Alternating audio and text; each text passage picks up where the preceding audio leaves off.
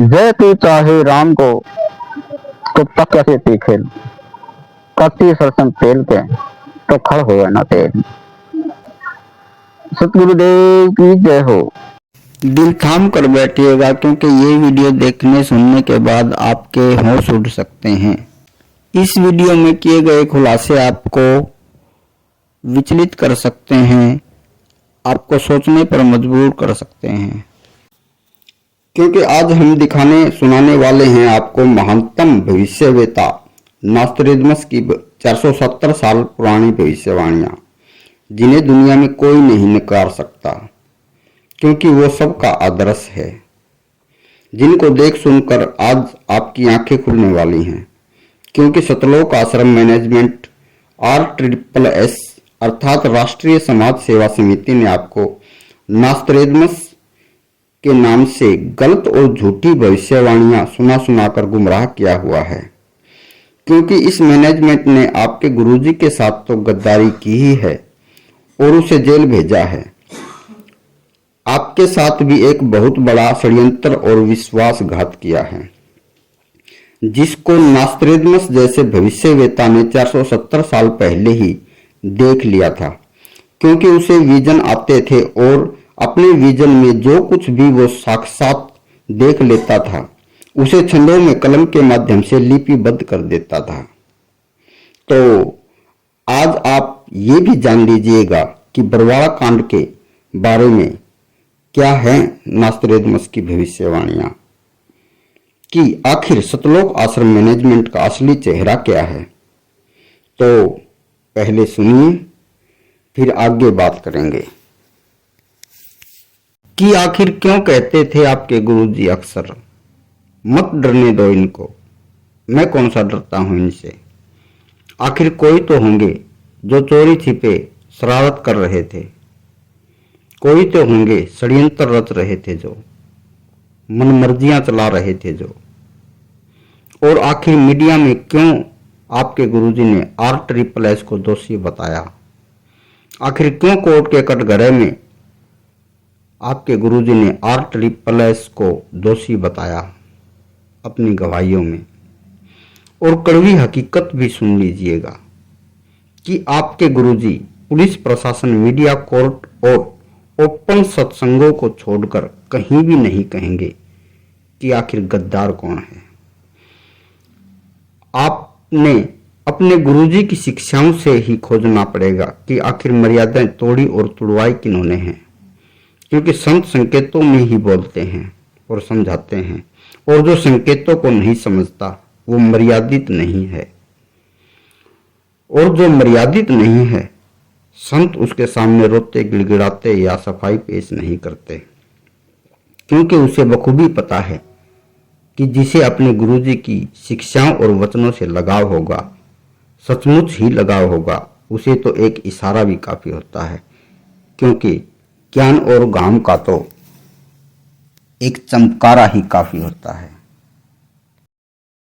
तो अब सुनिएगा बरवाड़ा कांड के विषय में नॉस्ट्रेडमस जी की भविष्यवाणियां, और स्वयं निर्णय कीजिएगा।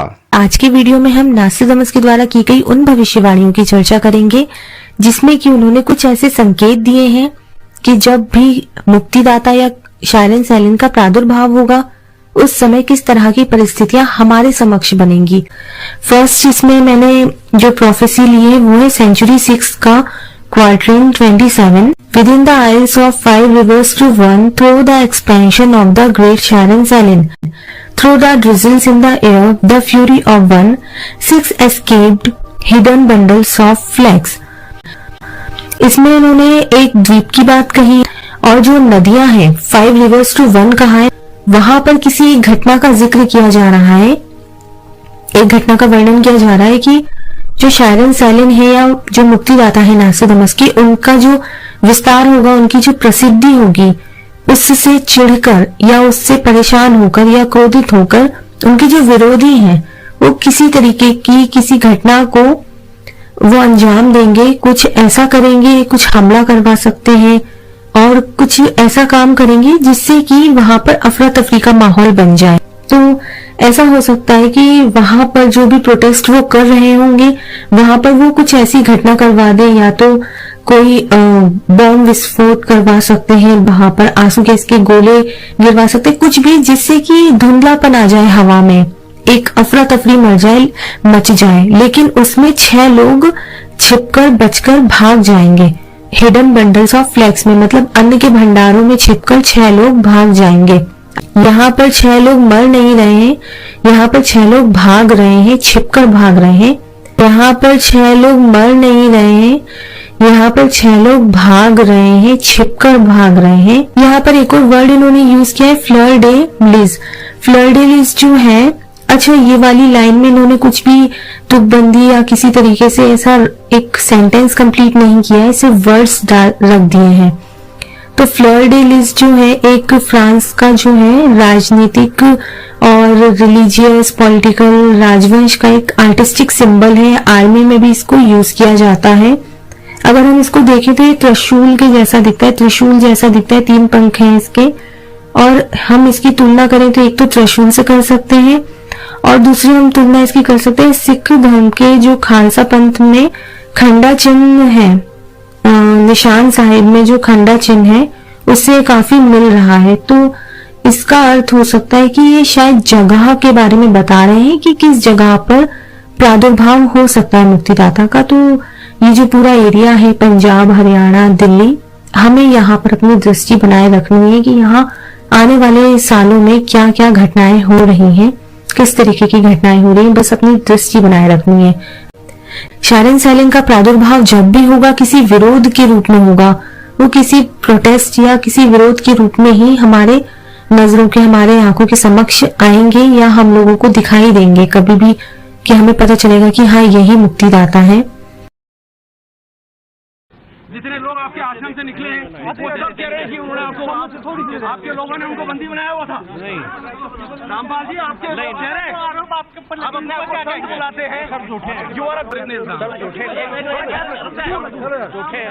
झूठे कैसे हैं? आपके ऊपर आपके गुंडे इतने खड़े थे वहाँ पे, हजारों आदमी हरियाणा पुलिस से। मेरे नीचे राष्ट्रीय समाज सेवा समिति नहीं तो आपकी समिति है। नॉस्ट्रेडमस की भविष्यवाणियों से स्पष्ट संकेत मिलता है कि 6 लोग गद्दारी करेंगे, कांड करवाकर बचकर निकल जाएंगे।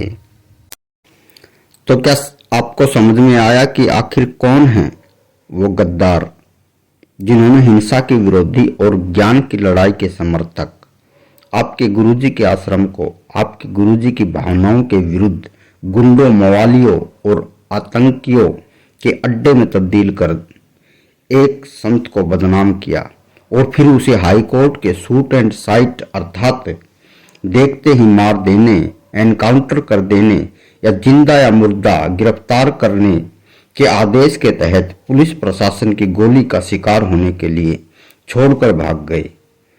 कौन है वो जो आपके गुरुजी की गवाहियों के विरुद्ध पलटवार कर रहे हैं? कौन है वो गद्दार जो आपके गुरुजी के खिलाफ सबूत व गवाहियां दे और दिलाकर उम्र कैद कराकर बाहर उसी के ज्ञान की आड़ में पाप का साम्राज्य चला रहे हैं और आपके सभी आश्रमों पर काबिज हैं और आपके पैसे का दोहन कर रहे हैं और उसी से राज कर रहे हैं, एक परिवार और अपने चहेतों और अपनी जाति का पूरी दुनिया में शासन स्थापित करना चाहते हैं। परमात्मा परमात्मा परमात्मा परमात्मा की रट लगाने वाले और अपने परमात्मा की साक्षात शरण में होने के बावजूद सार नाम, सार शब्द और पूर्ण ब्रह्म का ज्ञान का ढिंढोरा पीट पीट कर पाखंड करने वाले को मौत से डर क्यों लगा? परमात्मा पर विश्वास नहीं था क्या? बंदूकों की नोक पर खुदा की जान की हिफाजत करने के ठेकेदार औरतों की साड़ी सलवार पहन पहन कर क्यों भाग गए? वो मायाधारी नाग अपने सपोलियों सहित बिलों में क्यों छुप गए? परमात्मा की रक्षा कर रहे थे हरामी। इसलिए आपके गुरुजी समझाते थे पाखंडियों को, बोटी बोटी कट मरे पर खेत छोड़ ना जावे। मेरा मुझके सौंपेगा तो कालजा पाटेगा तेरा।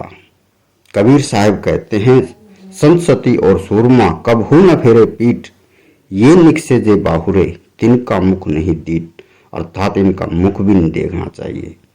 अर्थात रणभूमि से भागा हुआ योद्धा, मर्यादा रहित स्त्री और वचन से पलटा हुआ साधु का मुंह देखने से भी पाप लगता है, चाहे वो कितने भी सुंदर, कितने भी चिकने, कितने भी बलशाली क्यों न हो। लेकिन अफसोस, ये बुजदिल, कायर, क्रूर, कमीने, वचनहारी, गुरुद्रोही, गुरु गद्दार आपके ही वोट से, आपके ही नोट से, आपके ही जोट से, आपके ही ऊपर ही शासन कर रहे हैं और आपके सभी आश्रमों पर काबिज हैं। अरे जो अपने गुरु के नहीं हो सके, जो अपने भगवान के नहीं हो सके, जो अपने खुदा के नहीं हो सके, वो तुम्हारे कैसे हो सकते हैं। ये कितनी ही चकाचौंध क्यों न कर लें, ये कितनी ही मीठी मीठी बातें क्यों न बना ले, ये आपके दुश्मन हैं, ये समाज के दुश्मन हैं, ये देश के दुश्मन हैं, ये दुनिया के दुश्मन हैं, ये इंसानियत के दुश्मन हैं, ये आपके गुरुजी के दुश्मन हैं, ये खुदा के दुश्मन हैं। आपकी आंखें तो तब खुलेंगी, आपकी जमीन तो जब खिसकेगी जब आपको कबीर सागर से भी प्रमाणित किया जाएगा, सतग्रंथ साहिब से भी प्रमाणित किया जाएगा, वेदों से भी प्रमाणित किया जाएगा, लाइव घटनाओं से भी प्रमाणित किया जाएगा, आपके गुरुजी के सत्संगों से भी प्रमाणित किया जाएगा कि आप चकाचौंध में हैं, आपको गुमराह किया गया है और आप काल की तरफ जा रहे हैं, आप काल के जाल में उलझे हुए हैं, वो भी भयंकर तरीके से।